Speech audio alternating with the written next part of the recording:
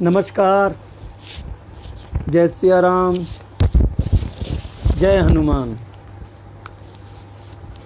भाइयों और बहनों,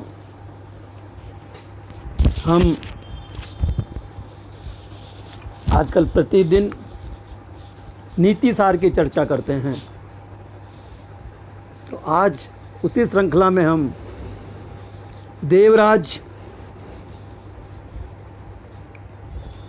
देवराज इंद्र की तो कल हम कर चुके हैं चर्चा।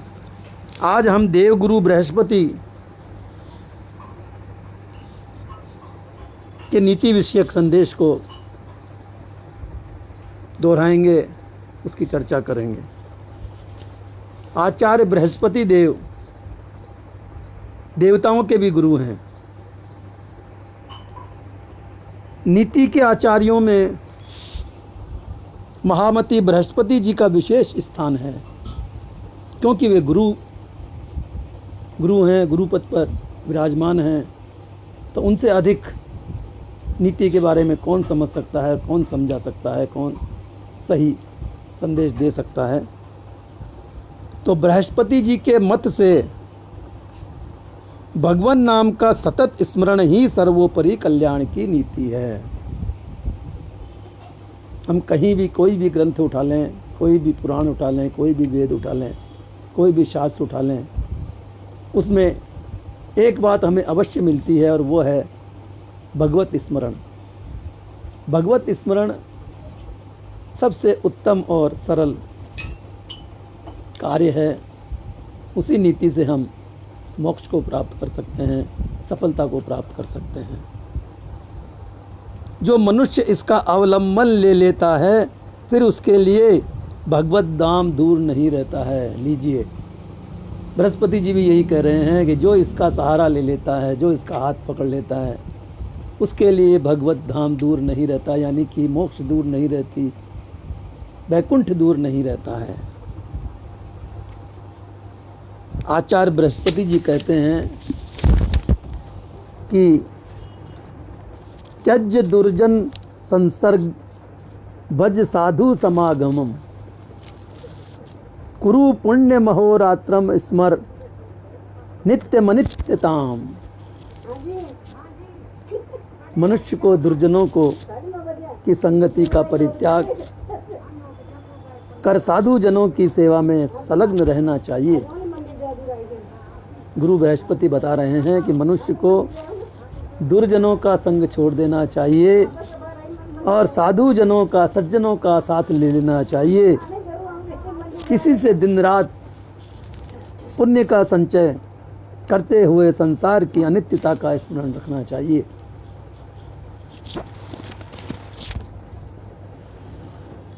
धर्मराज युधिष्ठिर के प्रश्न करने पर एक बार धर्मराज युधिष्ठिर ने बृहस्पति जी से प्रश्न किया कि मनुष्य का सच्चा सहायक कौन है। इस पर बृहस्पति जी उपदेश देते हैं और नीति शास्त्र का निचोड़ बताते हुए कहते हैं कि हे राजन, प्राणी अकेला ही जन्म लेता है और अकेला ही मरता है, अकेला ही जाता है, अकेला ही दुख से पार होता है और अकेला ही दुर्गति भी भोगता है। अगर उसने दुष्कर्म किए हैं तो, सत्कर्म किए हैं तो सुख भी अकेला ही भोगता है और सुखों का लाभ भी अकेला ही लेता है। उसके कुटुंबी जन तो उसे उसके मृत शरीर का परित्याग 2 घड़ी में ही कर देते हैं। प्राण निकलने के पश्चात घर वाले उसे जितना शीघ्र हो सके घर से निकालने का प्रयास करते हैं। शीघ्रातिशीघ्र शमशान घाट में ले जाकर के दाह संस्कार करने का प्रयास करते हैं। बड़ी विडंबना है कि जिसने जीवन भर जिस घर को बनाने में दिन रात खपा दिया, अपना धन खपा दिया, अपना शरीर खपा दिया, अपनी आत्मा खपा दी, उस घर में आत्मा के निकलने के पश्चात उसे 2 घड़ी भी नहीं रहने देते। जितना जल्दी हो सकता है, जितना शीघ्र हो सकता है, शीघ्रातिशीघ्र उसे घर से लेकर के शमशान घाट में पहुंचाने का प्रयास घर वाले करते हैं। फिर उसकी ओर से मुंह फेर करके चल देते हैं। शमशान घाट में दाह संस्कार करने के पश्चात पीछे मुड़कर भी नहीं देखते। ऐसा रिवाज है कि शमशान घाट में दाह संस्कार करने के बाद में पीछे मुड़कर भी नहीं देखा जाता। तब एकमात्र धर्म ही उस जीव का अनुसरण करता हुआ आगे बढ़ता है। धर्म ही उसका सच्चा सहायक है। मृत्यु के पश्चात जब सारे घर वाले, सारे रिश्तेदार, सारा जगत उसका साथ छोड़ देता है, तब केवल धर्म ही उसका साथ देता है। धर्म का ही उसे सहारा मिलता है। ना प्रिय पत्नी उसका साथ देती है, ना प्रिय पुत्र साथ देता है, ना पोते साथ देते हैं, ना पोती साथ देती है, ना बहू साथ देती है, ना मित्र साथ देते हैं। प्रिय से प्रिय भी उसका साथ छोड़ देता है। तब धर्म ही एक ऐसा सहारा है, ऐसा अवलंबन है जो उसके साथ अंत समय के पश्चात भी उसके साथ रहता है। धर्म का मतलब है, धर्म का अर्थ है कि धर्म के द्वारा किए गए कार्य जो कि सद्कार्य ही होते हैं, धर्म के अनुसार जो कार्य किए जाते हैं वे सद्कार्य ही होते हैं, सद्कर्म ही होते हैं। इन सब का निचोड़ धर्म नाम पर ला करके छोड़ दिया है कि धर्म ही उसका साथ देता है, धर्म से किए गए कर्म ही उसका साथ देते हैं। इसलिए मनुष्य को धर्म का ही सदा सेवन करना चाहिए।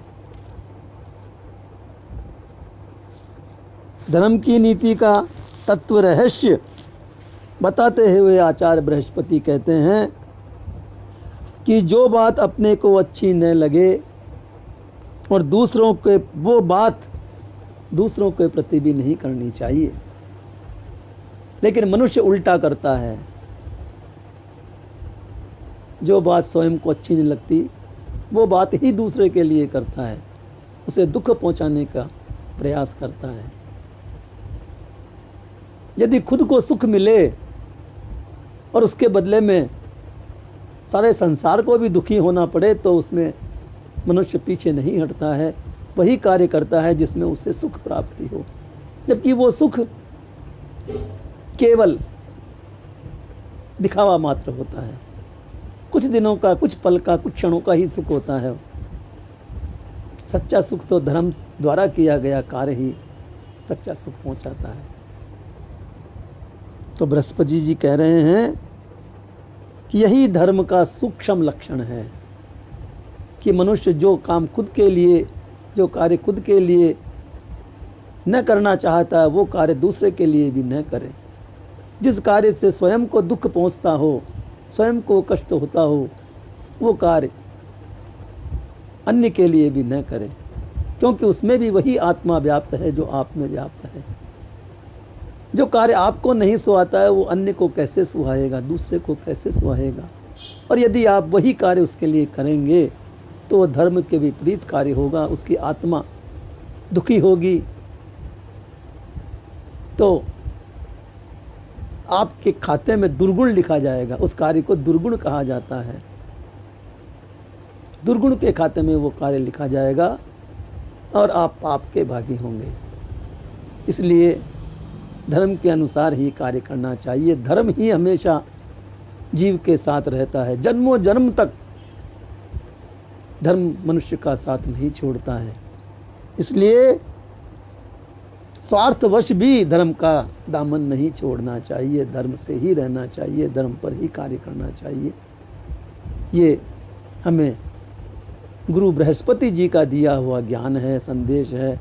इसे यदि हम सब अपना लें, अपने जीवन में डाल लें, तो फिर मोक्ष ही मोक्ष है, सुख ही सुख है, सफलता ही सफलता है। सज्जनों, आज बस इतना ही। कल हम शुक्राचार्य जी की नीति का उपदेश सुनेंगे। उसका पाठ करेंगे। आज हमने देवताओं के गुरु बृहस्पति जी का नीति उपदेश सुना, दोहराया। कल हम दैत्यों के गुरु शुक्राचार्य जी का नीति उपदेश सुनेंगे, पढ़ेंगे, बताएंगे। कल तक के लिए विदा। कल फिर इसी समय इसी पटल पर आपसे हमारी भेंट होगी, मुलाकात होगी। तब तक के लिए जय सिया राम, जय हनुमान। शुभ प्रातः।